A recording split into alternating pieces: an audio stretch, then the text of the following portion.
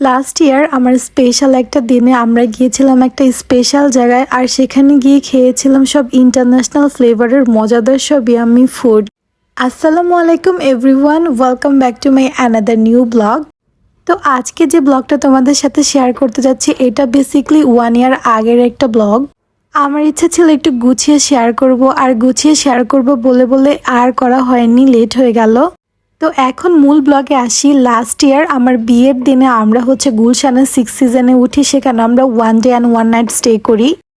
তো 6 সিজন তো এমনি অনেক সুন্দর, আর আশেপাশের ভিউ অনেক সুন্দর, গুলশানের লেকের ভিউটা আসছিল। তো আমার হাজব্যান্ড এমনিও স্পেশালি কিছু ফ্লাওয়ার দিয়ে আমার জন্য ডেকোরেট করে। তো ওই দিন রাতে তো আমরা ঘুমিয়ে পড়ি, এরপর আমরা সকাল সকাল উঠি, আমরা গ্রিন টি খাই।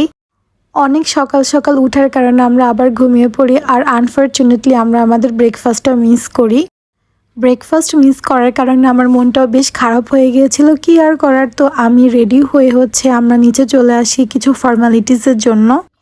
তো সাডেনলি আমার সামনে 6 সিজনের ভুঙ্কার ওনার চলে আসে। ওই ভাই আমাকে জিজ্ঞেস করছিল, খুবই রেসপেক্টলি অ্যান্ড পোলাইটলি জিজ্ঞেস করছিল আমি ফ্রি আছি কিনা। তো আমি ওনাকে জিজ্ঞেস করলাম কেন। তো উনি বলল যে উনি নতুন একটা রেস্টুরেন্ট ওপেন করেছে, যেটার শ্যুটের জন্য কিছু লোক আসার কথা ছিল, কিছু কাপল। যে কাপলগুলো আসার কথা ছিল তারা আর আসবে না। তো আমাকে বলল যে আমি যদি কিছু না মনে করি তাহলে উপরে গিয়ে তাদের ফুডগুলো টেস্ট করব, আর তারা কিছু প্রমোশনাল ভিডিও বানাবে আমাকে দিয়ে। তো উনি অফার করার পর আমি একটু চিন্তা করলাম, 2-3 মিনিট চিন্তা করার পর আমি বললাম ওকে অলরাইট, আমি যাব। তো আমরা চলে গেলাম 6 সিজনের 13 তলায়, আর সেখানে দেখলাম অলরেডি সব কিছু রেডি, শেফ রেডি রান্না করার জন্য। এটা একটা লাইভ কিচেন ছিল, শেফ মেবি কোরিয়ান ছিল। এখানে বেসিক্যালি জাপানিজ, কোরিয়ান, থাই, চাইনিজ, ইন্টারন্যাশনাল ফ্লেভারের ফুডগুলোই পাওয়া যায়। তো আমাদেরকে এই লাইভ কিচেনের সামনে বসানো হয়েছিল, আর পিছন থেকে শ্যুট করা হচ্ছিল তাদের প্রমোশনাল ভিডিওগুলোর। আমিও ব্যাপারটা খুব এনজয় করছিলাম যে লাইভ কিচেনে কি সুন্দর করে রান্না করা হচ্ছে, আর আমিও আমার মোবাইল দিয়ে কিছু শ্যুট করার চেষ্টা করছিলাম।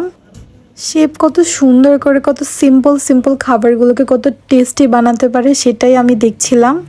প্রথম দিকে মনে হয়েছিল যে এই খাবারগুলো এত কাঁচা কাঁচা কীভাবে খাবো, মজা হবে না মনে হয়। আর এই শেফের কিছু নিজস্ব টেকনিক আছে যেগুলো দেখাচ্ছিল সে। তো আমি লাস্ট পর্যন্ত ওয়েট করছিলাম যে খাবার মেবি ভালোই হবে না, আমার এইটাই একটা পারসেপশন তৈরি হয়ে গেছিল সেখানে। যেহেতু আমাদেরকে ডেকে নেওয়া হয়েছে খুবই সম্মানের সাথে, সো আমি বসেছিলাম। আর আমরা যেহেতু নিউলি ম্যারিড কাপল ছিলাম, সো আমাদের জন্য একটা সুন্দর করে হার্ট শেপ দিয়ে ফ্রাইড রাইস তৈরি করে শেফ। এই ছাড়াও চিংড়ি মাছ দিয়ে, চিংড়ি মাছের সাথে সিম্পল কিছু মশলা ইউজ করে, আর অনেক বেশি করে চিজ দেওয়া হয়। চিংড়ি মাছটা উপর দিয়ে কাঁচা কাঁচা লাগছিল, তো আমি প্রথমে ভাবছিলাম খেতে পারবো না, বাট যখন আমি এটা টেস্ট করা শুরু করি, আমি চিংড়িটা খাওয়া শুরু করি রাইস দিয়ে। তো আমার কাছে মনে হয়েছে আমি এতদিনও যত চিংড়ি রেসিপি খেয়েছি সব থেকে বেস্ট এটা।